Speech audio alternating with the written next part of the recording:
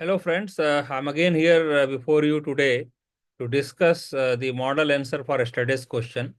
As you know, yesterday we gave a question from philosophy of religion. So today we'll be discussing that. Today again we will be taking up a question from socio-political philosophy, which we will be discussing tomorrow. So now let us see what was the question yesterday and what can be the model answer for that. Now the question, yesterday's question reads like this. Discuss the meaning and implications of divine simplicity. So, this is basically a question which is quite simple in appearance because you have to explain what is divine simplicity and what are its implications. Accordingly, and we have to also include critical evaluation and then finally conclusion.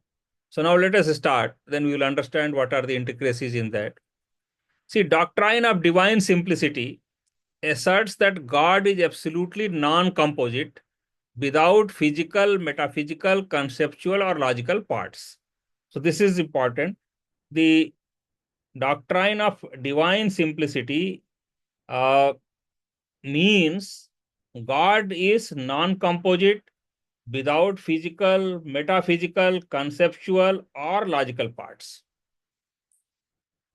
God's essence is identical to his existence. So this is basically the meaning of divine simplicity. His attributes such as omniscience, omnipotence, goodness, will, and justice are not added features, but ontologically identical with his being. So his qualities or his attributes are ontologically, that is metaphysically, identical with his being. This view of divine simplicity is very, very central view of classical theism. And it is important, particularly in the religions like Christianity, Islam, and Hindu traditions also, aiming to safeguard divine unity, absoluteness, and immutability. So, Christianity, Islam, and Hindu traditions, particularly Advaita Vedanta, etc., we'll see subsequently.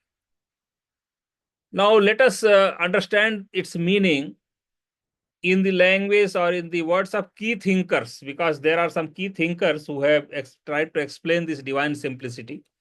So, in first paragraph, we have explained in a way divine simplicity, but then just to support that, we will also quote some key thinkers who have given various definitions or various remarks regarding divine simplicity. So let us see that. Now, Thomas Aquinas is a very important philosopher of Western philosophy. His book is Summa Theologia.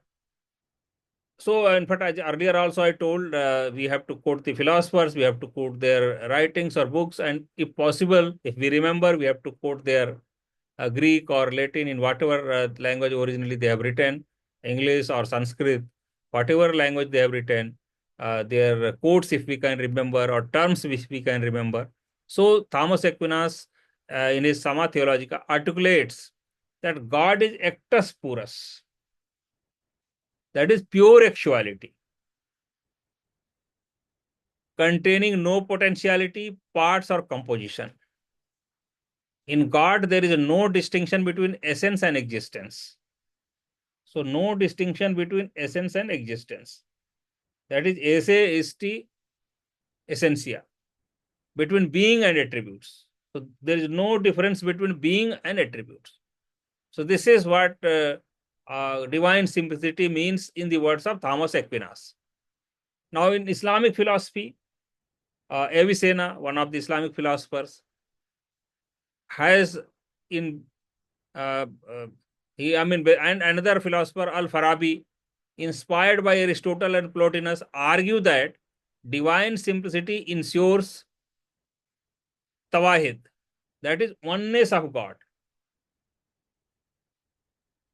Al-Farabi and Avicenna, they argue that divine simplicity ensures oneness of God, and they call it tawahid, asserting that God's attributes are conceptually distinct but not really distinct from his essence.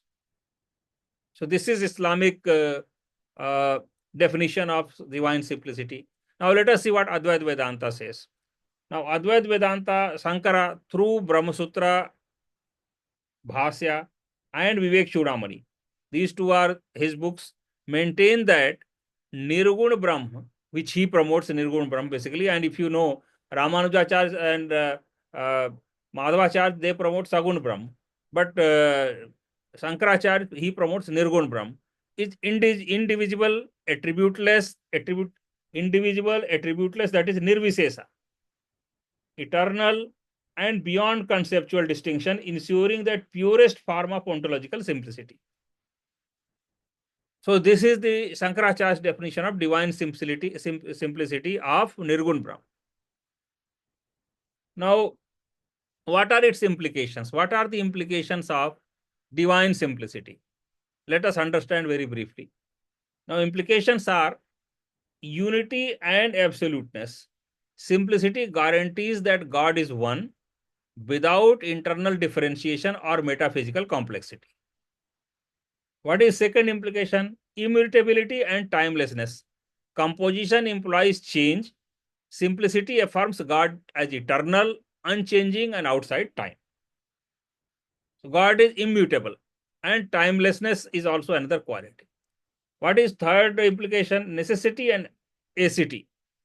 God is wholly self-sufficient and necessary, not contingent on any external or internal causal factors. So this is third implication. So these three are implications of the divine simplicity. Now, what is the critical? Let us see critical evaluation. What are the criticism of this whole divine simplicity theory? Now, John Duns Scotus and William of Ockham argue that divine simplicity undermines modal distinction and weakens coherent theological language. So this is first criticism by these philosophers. Elvin Plantinga, another modern philosopher, critiques it as collapsing meaningful distinctions among divine attributes, rendering discourse about God problematic. So this is a criticism from Elvin Plantinga. In Indian thought, Ramanuja has criticized in Sri Bhasya defends Savises Brahma, that is Sagun Brahma, reconciling unity with plurality of attributes and relationality. So this is different from Shankaracharya. So he promotes Nirgun Brahma, he promotes Sagun Brahma. So Ramanujacharya that way has criticized it, and he has reconciled unity with plurality. Now, what is the conclusion? While divine simplicity secures metaphysical perfection and coherence, it faces enduring philosophical tensions regarding divine personality, relationality, and intelligibility across both Western and Indian traditions. So this completes the model answer for yesterday's question. Now today we'll take up one question from socio-political philosophy. Now let us see what is the question which we will be trying to answer tomorrow. Question is justice possible without equality? So this question we will be trying to answer tomorrow in 300 words, because again I am repeating, we are taking 300 words question daily, and we request the students and candidates of UPSC that they should make notes in such a way that these answers are adaptable to even a lesser number of words. For example, for 15 words, he has to write 250 to 25 words. For 10 marks question, they have to write for 150 words. So accordingly, they can adapt these answers. So I will read it question once again. Is justice possible without equality? So this is the question from socio-political philosophy, which we will be answering tomorrow. And then tomorrow we'll again take up another question from Western philosophy. And accordingly, we'll continue this series till October end. So thanks a lot for watching today's video. We'll again meet tomorrow with the model answer for of today's question. Thank you. Thank you.